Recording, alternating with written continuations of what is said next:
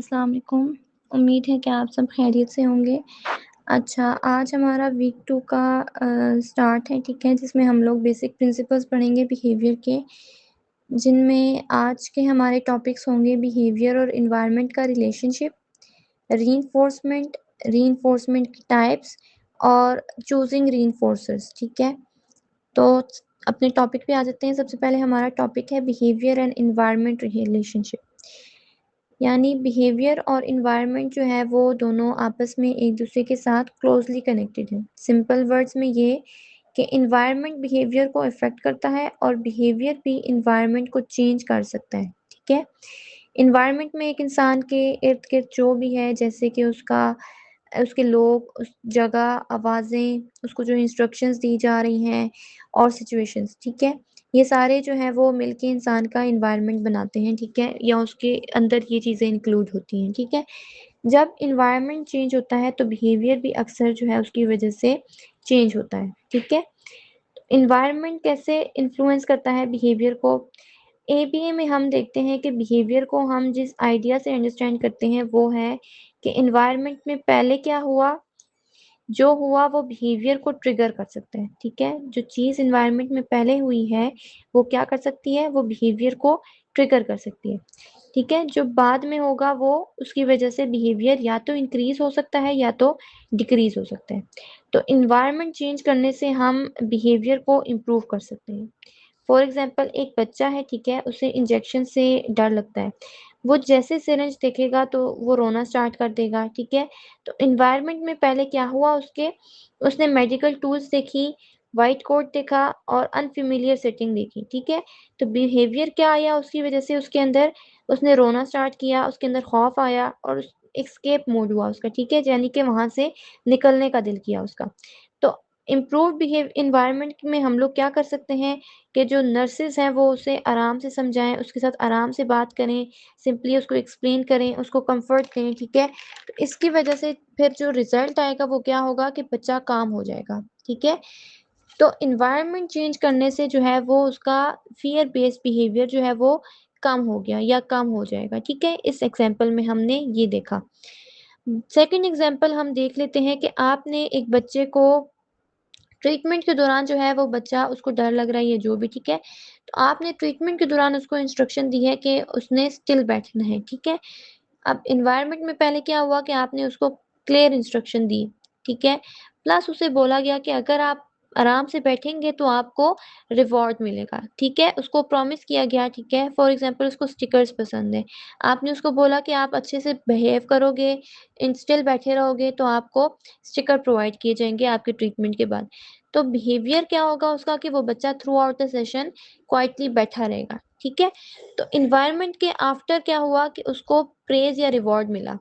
यही बिहेवियर जो है वो फ्यूचर में भी रिपीट होगा। अगर अगर बच्चा आपके पास अगेन आया है, तो आप उसके जब सेशन ले रहे होंगे तो उसको यही होगा कि मैं अगर स्टिल बैठा रहूँगा तो क्या पता ये मुझे दोबारा स्टिकर्स दें, ठीक है? तो उसकी वजह से क्या होगा कि उसका जो बिहेवियर है, वो क्या होगा, रिपीट होगा।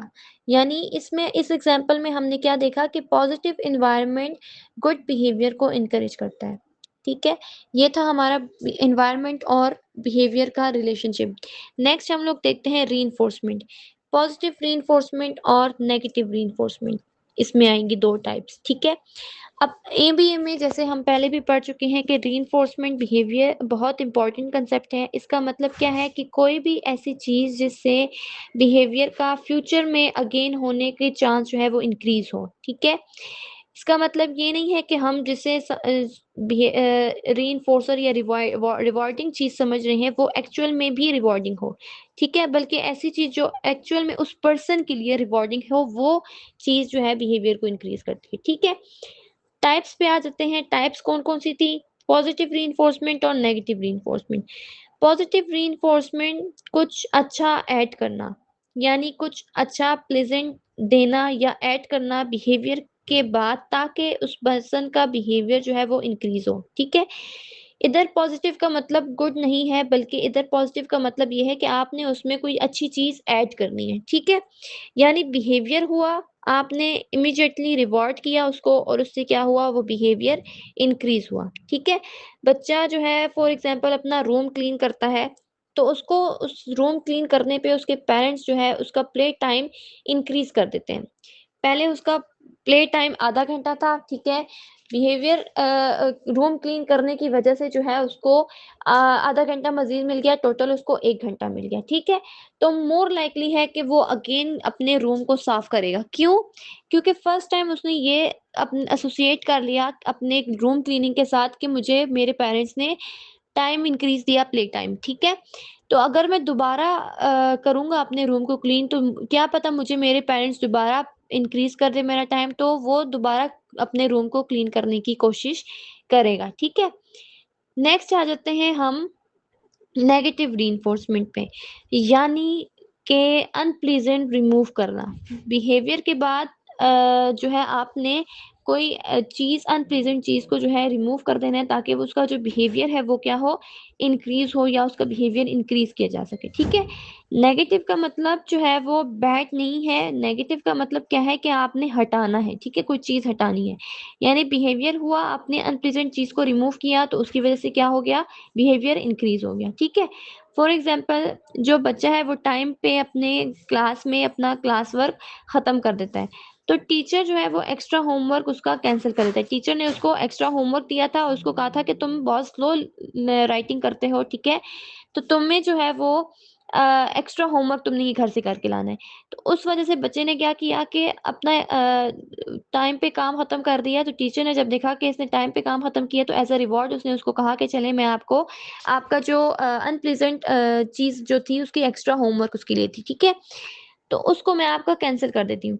तो उससे क्या होगा कि नेक्स्ट टाइम अब बच्चा दोबारा अपना काम जो है टाइम पे करने की कोशिश करेगा ताकि उसको एक्स्ट्रा होमवर्क ना मिले या वो एक्स्ट्रा होमवर्क से बच जाए, उस चीज़ को उसका रिमूव कर दिया जाए, ठीक है? तो यहाँ पे भी उसका बिहेवियर जो है वो इंक्रीज़ हुआ, पॉज़िटिव बिहेवियर। अब एक हम लोग देख लेते हैं हॉस्पिटल रिलेटेड, ठीक है, पेशेंट रिलेटेड एग्ज़ाम्पल। अब बच्चा है जो कि मेडिकल प्रोसीजर के दौरान डिस्कम्फ़र्ट फ़ील करता है, या पेशेंट जो है वो डिस्कम्फ़र्ट फ़ील करता है, ठीक है? तो बिहेवियर उसका क्या था, उसने इंस्ट्रक्शन फ़ॉलो की और उसको स्टिल बैठा रहा, ठीक है? उसको डॉक्टर ने बोला कि आप स्टिल बैठे रहो तो आपका जो प्रोसीजर है वो जल्दी हो जाएगा, ठीक है? तो अब रीइंफोर्समेंट उसके लिए यही थी कि उसका जो उसका जो प्रोसीजर है वो जल्दी हो जाए ताकि उसकी डिस्कम्फर्ट जो है वो रिमूव हो जाए, ठीक है?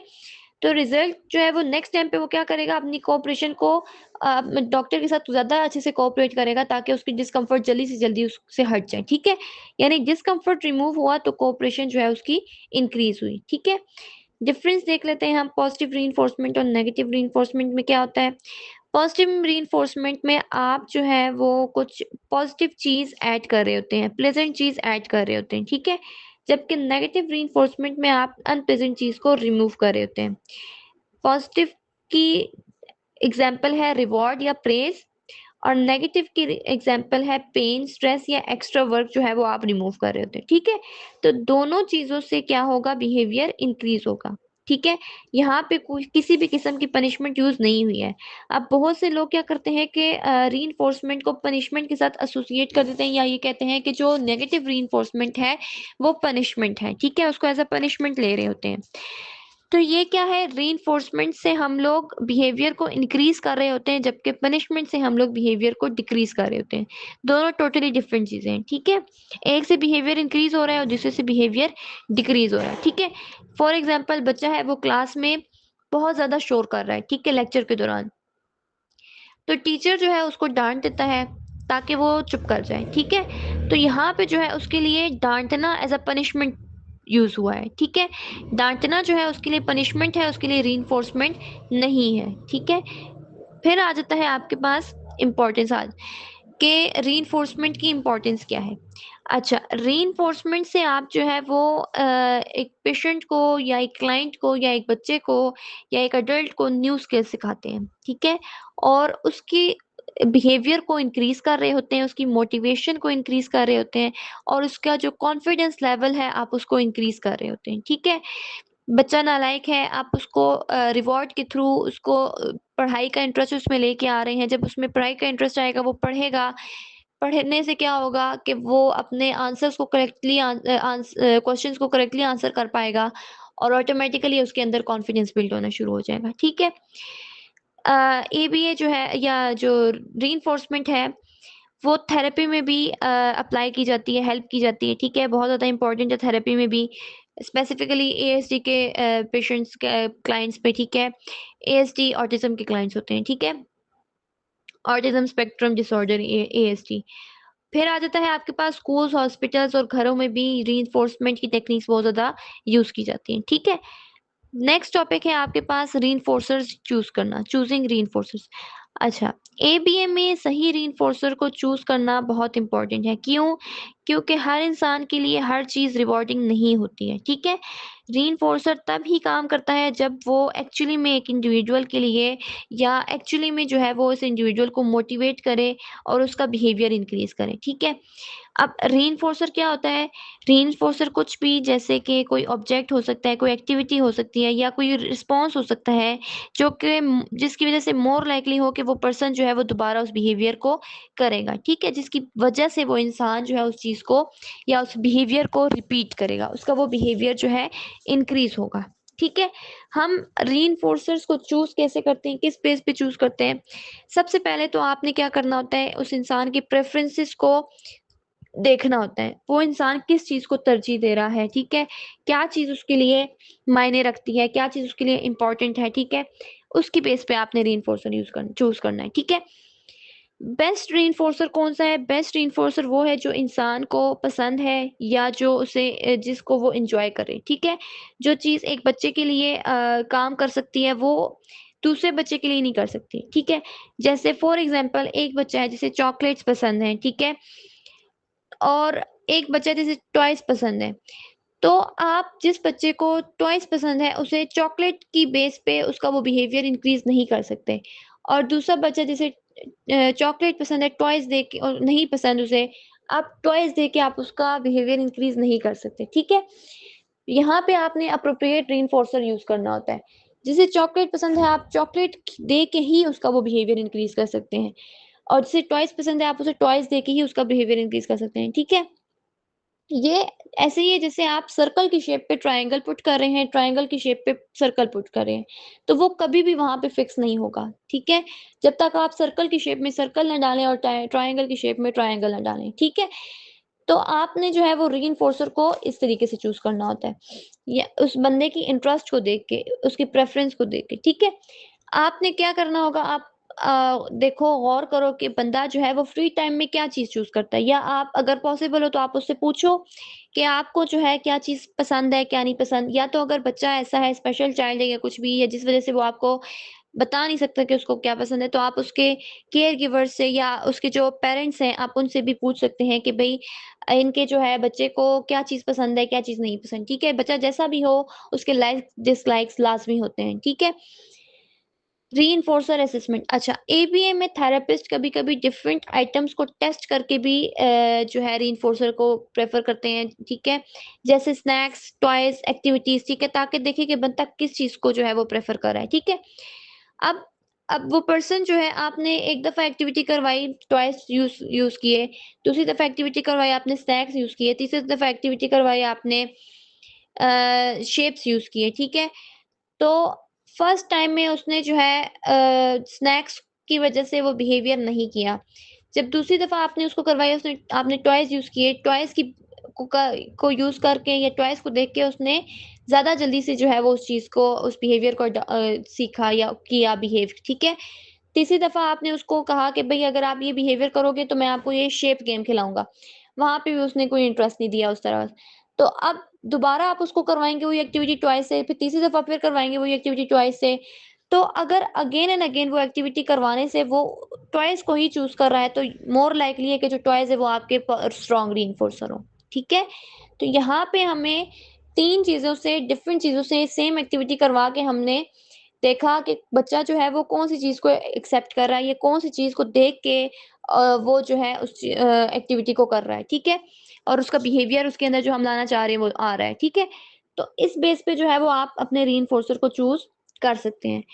फिर आ जाता है आपके पास टाइप्स, रीइंफोर्सर की टाइप्स कौन-कौन सी हैं? एक है आपके पास टेंजिबल रीइंफोर्सर, सोशल रीइंफोर्सर, एक्टिविटी रीइंफोर्सर। टेंजिबल रीइंफोर्सर कौन से होते हैं? फिजिकल आइटम जैसे टॉयज, स्टिकर्स, चॉकलेट्स। सोशल रीइंफोर्सर कौन से होते हैं? जैसे प्रेज, ठीक है, आप सबके सामने बच्चे की तारीफ करो, आप उसके लिए क्लैपिंग करवाओ क्लास में, आप स्माइलिंग करो, आप उसको अटेंशन पे करो, ठीक है? ये सोशल रीइंफोर्सर होते हैं। और एक्टिविटी रीइंफोर्सर जिसमें आप उसके साथ कोई गेम खेलते हो, आप उसको टीवी दिखाते हो, ठीक है? वीडियोज़ वगैरह इस तरह जो भी उसको पसंद है, या फिर आप जो है उसको बाहर लेके जाते हो, ठीक है? तो आपने मेक श्योर करना है कि वो रीइंफोर्सर जो है वो काम करे उस बंदे के लिए, और आप वो कैसे मेक श्योर करेंगे कि उसकी वजह से उस इंसान का बिहेवियर जो उसके अंदर आप लाना चाह रहे हैं वो इंक्रीज होगा, ठीक है? अगर तो उसका वो बिहेवियर इंक्रीज हो रहा है, तो यानी कि आपका जो रीइंफोर्सर है वो स्ट्रांग है, ठीक है?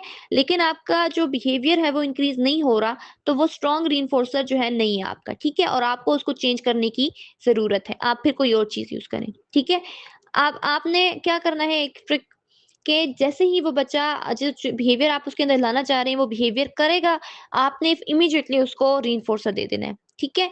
इससे क्या होगा कि उसका उस रीइंफोर्सर के साथ कनेक्शन जल्दी बिल्ड हो जाएगा, ठीक है? उसको पता लग जाएगा कि मैं ये वाला बिहेवियर करूँगा तो मुझे ये रीइंफोर्सर मिलेगा, वरना तो नहीं मिलेगा। अगर आप क्या करते हैं कि बिहेवियर के 2-3 मिनट बाद आप उसको रीइंफोर्सर देते हैं, तो मेबी उस दौरान उसने कोई और बिहेवियर किया हो या कोई और चीज़ की हो, ठीक है? तो वो उसको उसके साथ एसोसिएट कर देगा। फिर वो क्या करेगा, नेक्स्ट टाइम वो वही बिहेवियर करेगा, लेकिन आप उसको रिवॉर्ड नहीं देंगे। तो अब उसको कन्फ्यूज़न हो जाएगी कि भई मैंने तो पिछली बार जब ये किया था तो इन्होंने मुझे रिवॉर्ड दिया था, लेकिन इस बार नहीं दे रहे, तो क्या चक्कर है, ठीक है? तो आपने क्या करना है कि आपने बिहेवियर के एकदम बाद जो है उसको देना है, ठीक है? जैसे आप एनिमल्स को अगर ट्रेन करते हैं, ठीक है? और आप उनको खाने से पहले उनका नाम लेते हैं। तो क्या करेंगे कि वो अपने नाम के साथ अपने खाने को एसोसिएट कर लेंगे, ठीक है? जैसे ही आप खाने से पहले उनका नाम लेंगे और उनको बुलाएँगे और उनको उसके बाद एकदम खाना प्रोवाइड करेंगे, तो नेक्स्ट टाइम जो है उनको अपना नाम भी याद हो जाएगा, और नेक्स्ट टाइम जो है वो लाइक 5-6 एसोसिएशंस के बाद उनको रियलाइज़ हो जाएगा कि मेरा जब भी नाम लिया जाएगा तो मुझे ये खाना दे रहे हैं। तो वो जहाँ पे भी होंगे, वो आप उनका नाम लेंगे, वो भाग के आ जाएँगे, उनको यही होगा कि मुझे खाना देने लगे हैं, ठीक है? तो उन्होंने अपने नाम की एसोसिएशन खाने के साथ कर ली होती है। नेक्स्ट है आपके पास कि आपने एक और चीज़ का क्या ख़्याल रखना है, ऐज के और इंटरेस्ट से आपने उसके रीइंफोर्सर को मैच करना है। फॉर एग्ज़ाम्पल 14-15 साल का बच्चा है और आप उसको टॉय का रीइंफोर्सर यूज़ कर रहे हैं, तो वहाँ पे वो एज़ अ रीइंफोर्सर उसके लिए काम नहीं करेगा, ठीक है? अगर तो बड़ा बच्चा है तो अब आप वहाँ पे उनके प्रेफ़रेंसेस चेंज होना शुरू कर देते हैं। फॉर एग्ज़ाम्पल वो मोबाइल को जो है उसको पसंद है, तो आप अब मोबाइल एज़ अ रीइंफोर्सर उसके लिए यूज़ करेंगे, ठीक है? तो आपने क्या करना है, ऐज का और इंटरेस्ट का ख़्याल रखना है, आपने ऐज के साथ और इंटरेस्ट के साथ रीइंफोर्सर को मैच करना है, ठीक है? आप अब आपने दूसरी चीज़ क्या ख़्याल करनी है कि ओवर यूज़ अवॉइड करना है, ठीक है?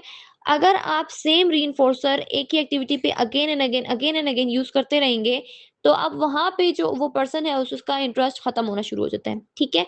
अब वो रीइंफोर्सर उसके लिए कुछ टाइम बाद एज़ अ रीइंफोर्सर काम नहीं करेगा, क्योंकि उसका वहाँ से इंटरेस्ट ख़त्म हो गया। अब आपने कोई और चीज़ को एज़ अ रीइंफोर्सर यूज़ करना है, ठीक है? वही सेम प्रोसेस आपने रिपीट करना है और देखना है कि नेक्स्ट टाइम वो किस चीज़ को तरजीह दे रहा है। तो फिर आपने नेक्स्ट टाइम पे उस चीज़ को एज़ अ रीइंफोर्सर यूज़ करना है, यानी कि आप अपने रीइंफोर्सर्स को भी चेंज करेंगे, ठीक है?